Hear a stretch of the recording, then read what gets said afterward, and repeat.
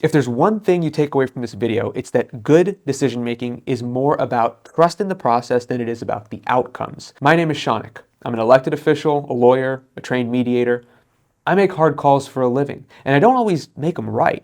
But when I've made mistakes, I've gotten a lot of insight and clarity into what I can do better. And I want to share that with you and give you a framework for how to make the difficult decisions in your life. See, bad decisions happen when they're outcome driven instead of process driven. So if you're a person who makes hard calls, and you are, whether you're a leader, a boss, a family member caring for somebody else, a parent, the people who you're making decisions for, the people who rely on you, need to be able to trust the method you use to make decisions more than they need to be able to like the outcome of any given decision you make. And that gets to a hard truth about difficult decision making. If you need people to like you, you're not going to be very good at making tough calls. And that sucks. But if your mind is on the outcome of most people liking your decision or being happy with you because of the decision you made, then that's what you're going to be focusing on instead of a consistent and reliable decision-making framework that takes into account things like guiding principles and existing frameworks and anchors and various inputs that may inform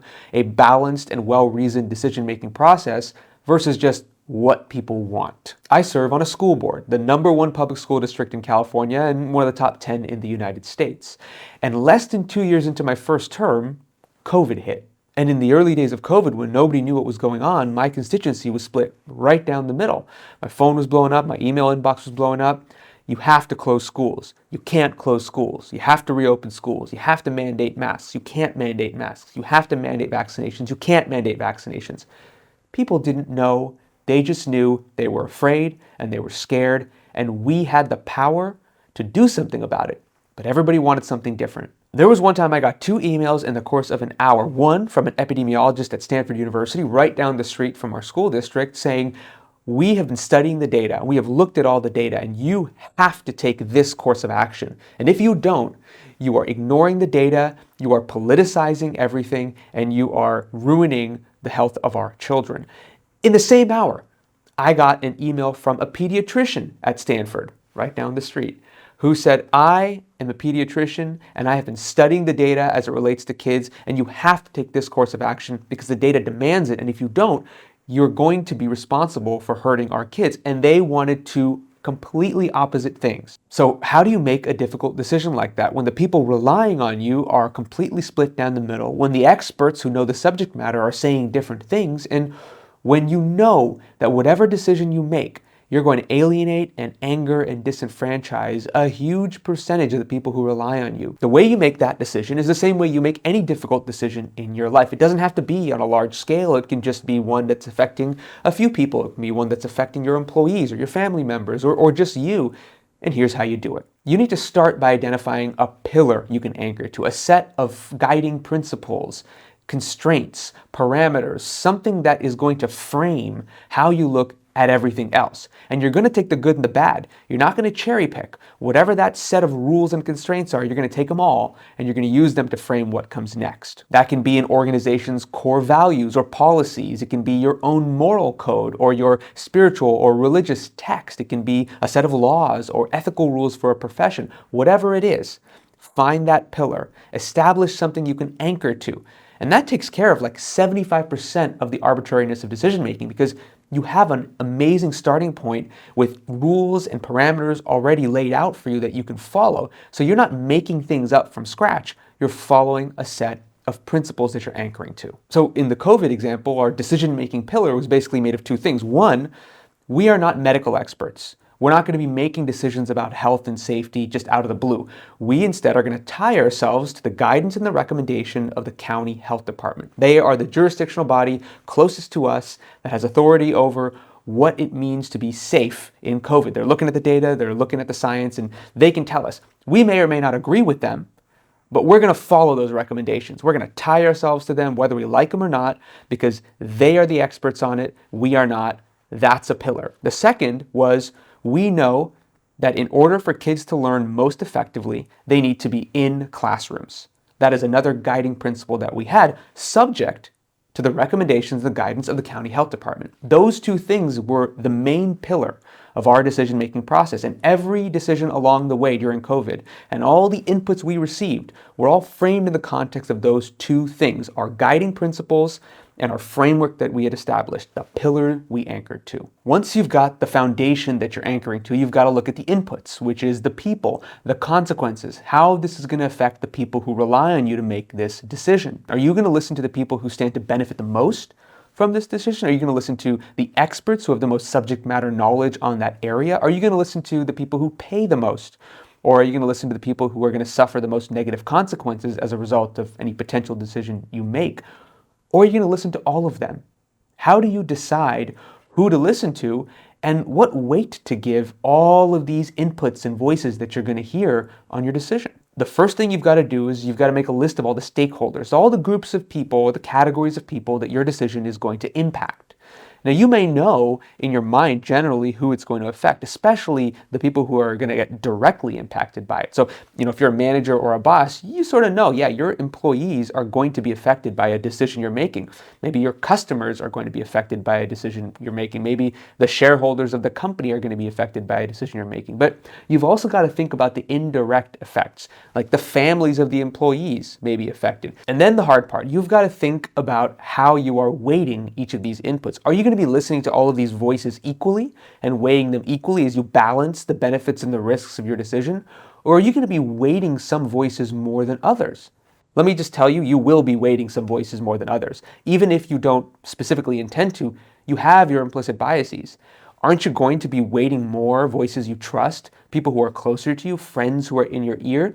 You may not want to, but you will end up doing it because your biases are going to put a thumb on the scale. A good decision-making process does not require you to weight every voice equally. In fact, in a lot of situations, it would be unfair to weight every voice equally. Because what about the people who don't have a voice? What about people who are not coming to you and giving you their input?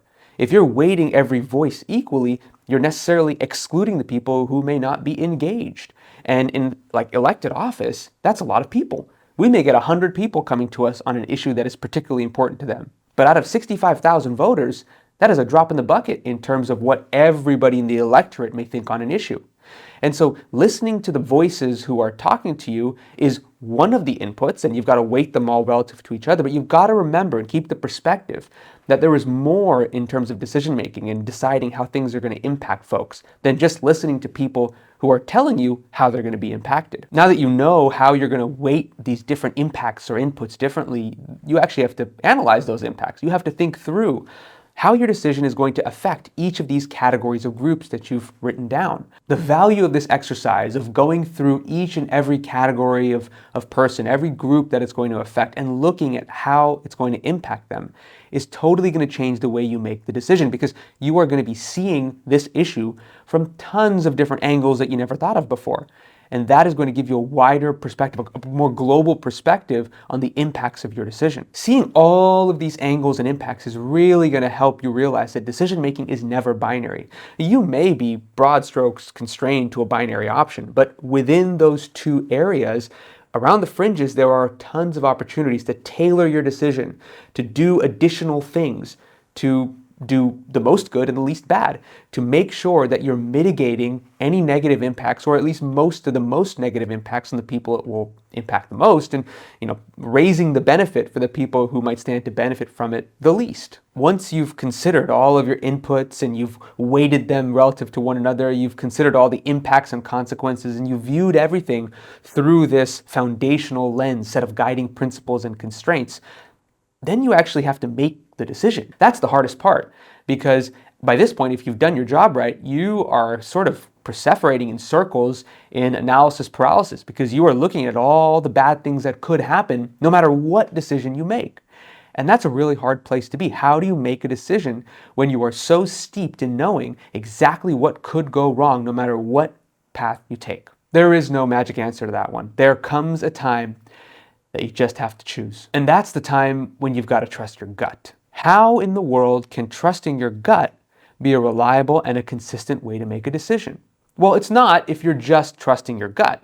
That's why you don't go with your gut choice in the beginning. Now, you're going to come into any decision kind of having a feeling of which way you want to go. And you've got to do your best to keep that aside so you're not reverse engineering the solution. You've got to go through the process of setting a foundation to anchor to, of weighing the inputs and the people. You've got to do all of that.